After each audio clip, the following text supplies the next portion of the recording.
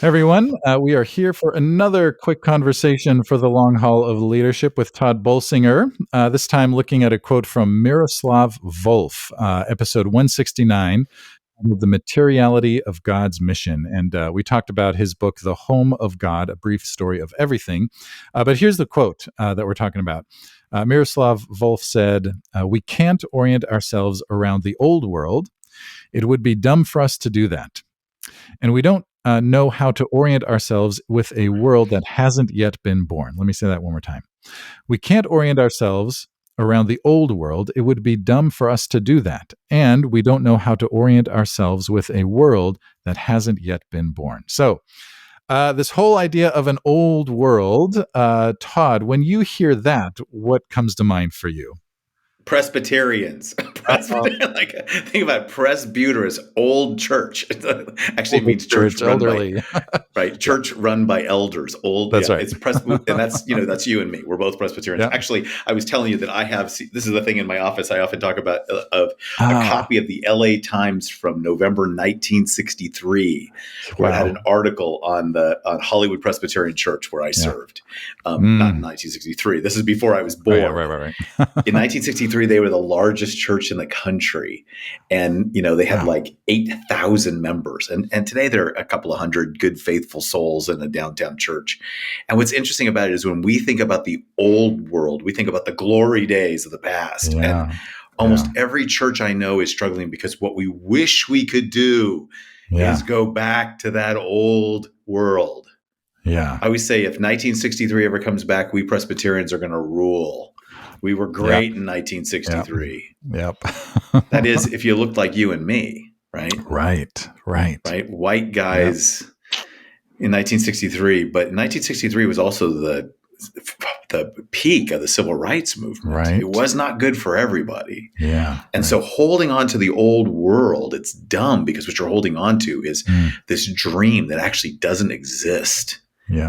But for most of us, we would rather hold on to that than face the fear of having to help participate in a world that is being born. Like, how do you live into the future? And that's what Miroslav was really talking about. Actually, Miroslav was one of my professors when I was in seminary. And so cool. he is genius at trying to talk about the fact that the God of the future is calling us forward. And the church is to be the demonstration of God's new humanity as a response to the God who's calling us forward. Yeah. So leaving behind the old world, and I resonate with your statement about 1960s Presbyterians. I used to imagine to myself, or just think to myself, man, I wish I'd have been a pastor in the 60s. It would have been so much easier. I would have known exactly what to do and how to do it. Right. And there was a map, right? We had a map, and we knew how to navigate it. And that's not where we're at anymore. So, right, he says we don't know how to orient ourselves yet. Well, orient ourselves with a world that hasn't yet been born. So that comes back to navigating ourselves off the map, so to speak. Right, so how do we do that? How do we begin to orient ourselves to a world that we don't know what it will be yet? Well, one thing, and the most powerful part of it is you have to avoid what is one of the biggest mistakes that leaders make, which is keep trying to solve the new problems with yesterday's best solutions. Yeah. We always default back to what we know instead of acknowledging that we don't know. And what we're going to have to actually do is trust and learn as we go forward.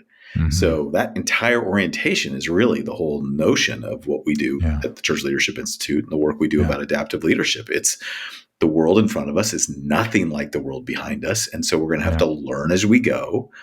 We're going to have to let go of things from the past, including our dreams about how great the past was. Yeah. And we're going to have to actually step faithfully into a future by faith and one step at a time, learning and growing as we go. Yeah. Yeah. Which is hard, but also can be really good. Yeah. I also like one last thing here about his statement here. He says it would be dumb for us to do that, right? To orient ourselves around the old world. It is. It's kind of dumb. Well, part of why it's dumb is because it actually doesn't exist. Yeah. It's a Yeah. myth. Right. It's a Right. you can't go back to these days any more than you can. I mean, think about this. Nostalgia is not necessarily a bad Hmm. thing. It's where we like to Yeah. look back at something with Yeah. gratitude. Like Yeah. Yeah. Yeah. I just saw pictures of my children. My children are now Mm. 30 and 27. They're amazing human beings. Yeah. I love them as adults. But just this, yeah, this is last weekend. We were talking to Yeah. somebody who's got young kids, and we were remembering what it was like to Yeah. to be with our kids when they were younger. Oh man, I miss it. Mm. But if I Yeah. started treating my 30 and Right. 27-year-old like they were 10 and 7, Right. oh my Right. gosh, Right. I'd lose all relationship with them, and Yeah. I would Yeah. miss who they are. And Yeah. that's Yeah. that's it's Yeah. it's it's dumb because it's impossible. Right. And yet how much of the church is Right. trying to orient itself back to a Mhm. world that no longer exists. That's right. I had a lady at a former church who had been at that church for decades. And she said, back in the 70s, we had 200 kids every Sunday morning in Sunday school. We'll get back to that. And I just kind of Yeah. smiled and nodded, but I thought, yeah, there's no way. Well, I Yeah. mean, who knows if we ever will, but let's not, let's not Yeah. aim for that. Just go where God is leading us. Right. And learn to orient to Yeah. whatever that new future is. Yeah. Yeah. Well, I tell people all the time that, I work with churches all over the world Yeah. actually these days. And very often they come to me and go, please help us so that our church won't die. And I always Yeah. say to people, that's not my goal. Yeah. Paul's churches are dead. All Yeah. of St. Paul's churches are dead. Yeah. But we're here. Yeah. The goal Yeah. is for the faith to be passed on. That's right. And what we do believe is the God who will see God's kingdom come, God's will be done on earth as it is Yeah. in heaven. God's faith is going to go forward. We're about protecting the faith as it goes forward. And the faith Yeah. going forward is going to take on different forms in different ways. And it has to be faithful to the world that we're going to walk into. And that's going to be different for you and me than it was for Yeah. our parents. And it'll Yeah. be different for our kids and maybe grandkids and everybody else. Right? Yeah. Yeah, that's right. That's right. Here's a quote one more time from Miroslav Volf. He said, "We can't orient ourselves around the old world. It would be dumb for us to do that. And we don't know how to orient ourselves with a world that hasn't yet been born."